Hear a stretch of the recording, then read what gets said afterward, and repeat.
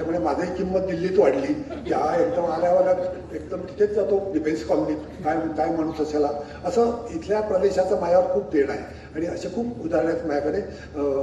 रणधीर शिंदे आमचे मित्र आहेत, ते इथलेच लेक्चरर आहेत, ते खूप मोठे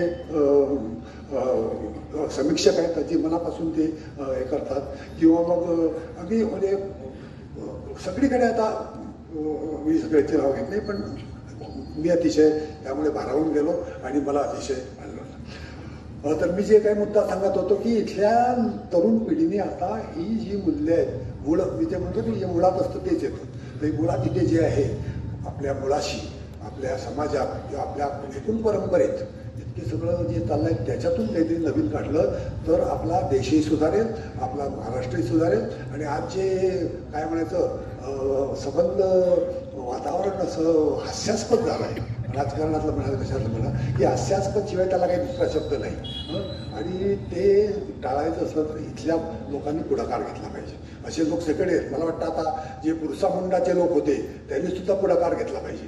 असे काही लोक पुढे आल्याशिवाय आपलं हे दारिद्र्य कमी होणार नाही. थोडक्यात म्हणजे आता हे कशामुळे आवश्यक आहे इथल्या लोकांनी, कारण की इथे मातीत ते आहे, इथल्या मुळात ते आहे.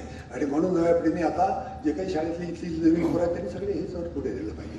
आणि आज जे चित्र आपल्यासमोर दिसत आहे की बहुधा म्हणजे काय थोडक्यात सांगायचं ते आपल्यासमोर की डोकी चालत नाही आहेत लोकांची. म्हणजे डोकं चालत नाही हे ठीक आहे, पण डोकीच चालत नाही म्हटलं की सगळ्यांचीच येतात तेच आहे. तर डोकी कशामुळे चालत नाही आहेत, काहीतरी बिघडलेलं आहे. कशामुळे डोकी चालत नाही की अरे एवढं सगळं असताना तुम्ही हे सोडून तिकडे जाता, ते सोडून तिकडे जाता, हे करून ते करता, भानगडी करता, एकमेकांना टी व्ही तर आम्ही बंदच करून टाकला आणि त्याची तेच कायम पाहणं, पेपरही तेच काय मिळणं, हे काय डोकी येऊन टोल्याची लक्षणं आहे की नाही.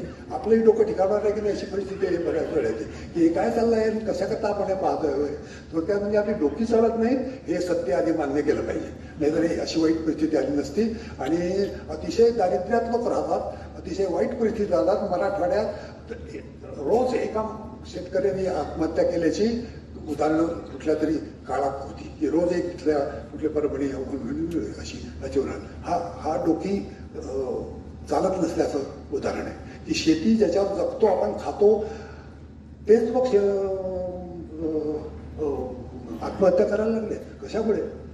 परवाच मी मुंबईला एका ठिकाणी गेलो होतो. सध्या मी एका पायाच्या नॅचरोपॅथीकडे जात असतो. तर खाली एक फुटपाथवर मुंबईत तुम्ही जाताना मी सगळं काही पाहत नाही, पण फुटपाथवरची घरं पाहत असतो. मुंबईची मोठी वस्ती फुटपाथ आहे. तुम्ही काही ठिकाणी सुरू झालं की लहानशी काहीतरी एक मुलगी झोपली आहे, एक मुलगा झोपला आहे, एक लहानसं पोर झोपला आहे, एक आईला उठवणार एक पोरगा आहे, दुसरा काहीतरी बाप असतो तो आपला घरावर झोपलेला आहे आणि घरात काही घर म्हणजे तेच एवढंसं काहीतरी फडकं टाकलेलं. लोकशाही मराठी ऐका, पहा, जागरूक रहा.